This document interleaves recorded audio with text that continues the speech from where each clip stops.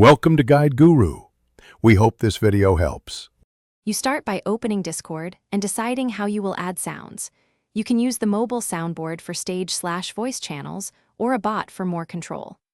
Once done, gather your audio files in MP3 or WAV format and check their length and size because bots often enforce limits.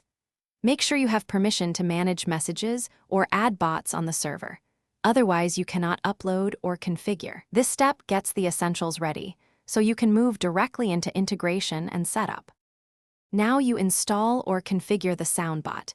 Invite it with Manage Server Permission or enable the server integration if using a third-party tool.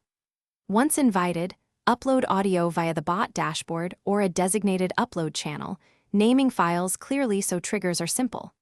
Then assign triggers, a text command, a custom button, or a reaction, and map them to each file. Make sure to test in a private voice channel to hear levels and latency, so you can adjust volume and clips before public use. To finish, place the bot in the target voice channel and lock permissions so only specific roles can trigger sounds. This prevents spam. Once in, fine-tune audio levels, set reasonable cooldowns, and trim long files to avoid clipping or echo. If something fails, first check the bot's online status and its server permissions, then verify file format and size limits, and finally inspect channel voice settings for input/output volume conflicts. With those fixes, your soundboard should play reliably. Thanks for watching. Consider subscribing if we helped you today.